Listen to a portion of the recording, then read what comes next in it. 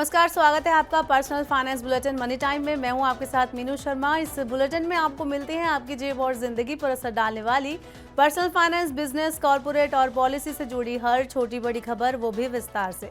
तो चलिए फटाफट शुरू करते हैं इस बुलेटिन में खबरों का सिलसिला।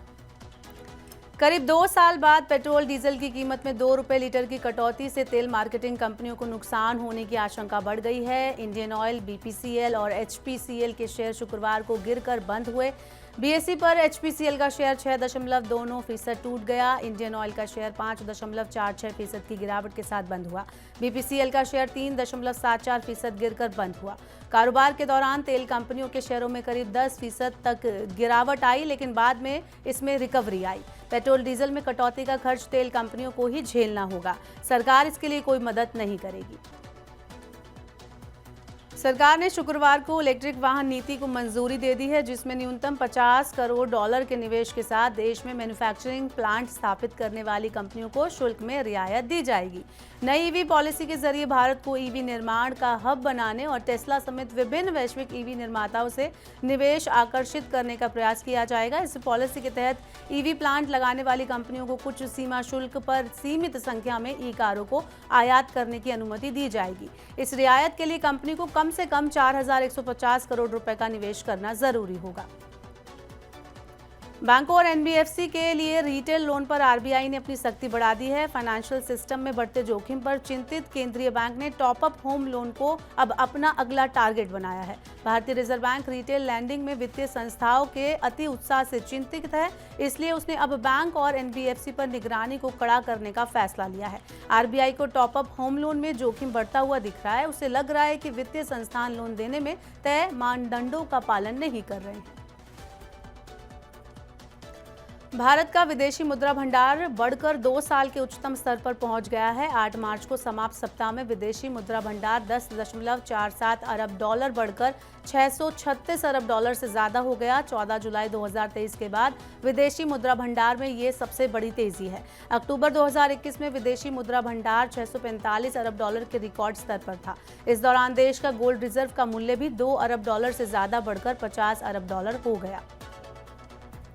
पेटीएम को यूपीआई लेन देन जारी रखने के लिए 4 बैंकों के साथ साझेदारी में 5 हैंडल मिले हैं। पेटीएम का मौजूदा हैंडल @पेटीएम उन 5 हैंडलों में से एक है जिन्हें यूजर्स अपनी ओर से कोई बदलाव किए बिना इस्तेमाल करना जारी रख सकते हैं। पेटीएम को yes bank, SBI, axis bank और एचडीएफसी बैंक की साझेदारी में हैंडल मिले हैं। एनपीसीआई ने एक दिन पहले ही यूपीआई लेन देन जारी रखने के लिए पेटीएम को third party application provider licence दिया है।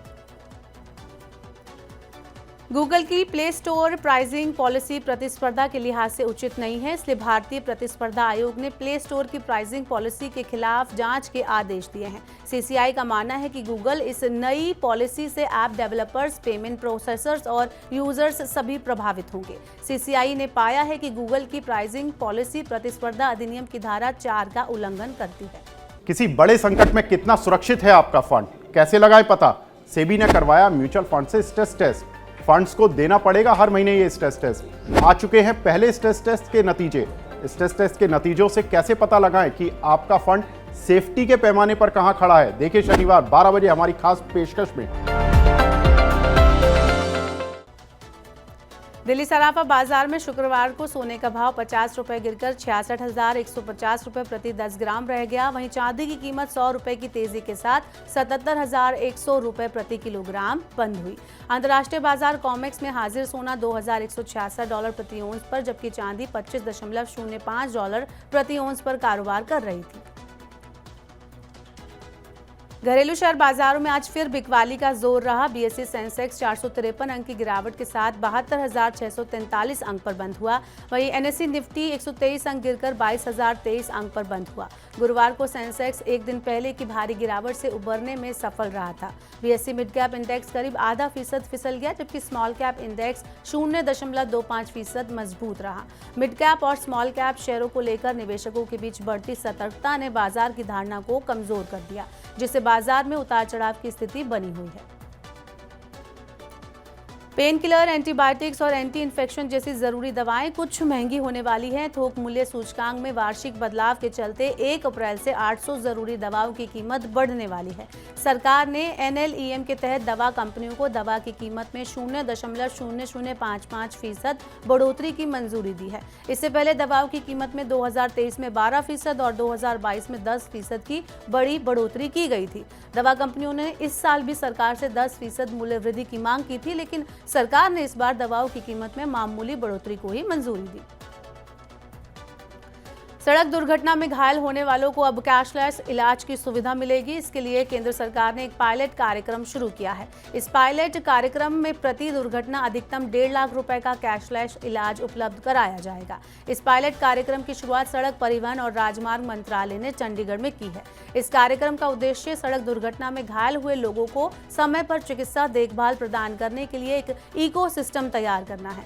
पायलट कार्यक्रम के तहत दुर्घटना में घायल हुए व्यक्ति को हादसे के दिन से 7 दिन तक अधिकतम 1.5 लाख रुपए का कैशलेस उपचार उपलब्ध कराया जाएगा। पायलट कार्यक्रम के बाद इसे पूरे देश में लागू किया जाएगा।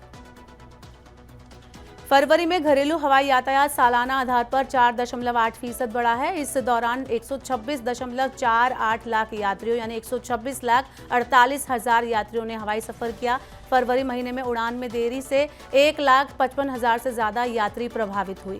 फरवरी में एयर इंडिया की बाजार हिस्सेदारी 12.2% से बढ़कर 12.8% हो गई, जबकि इंडिगो की बाजार हिस्सेदारी जनवरी में 60.2% से मामूली गिरकर 60.1% रह गई।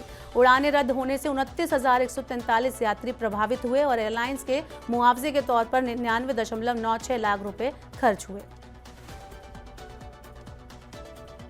तो ये थी मनी टाइम में आज की सभी बड़ी खबरें। अब वक्त हो गया आपसे विदा लेने का। अब आपसे होगी सोमवार को मुलाकात।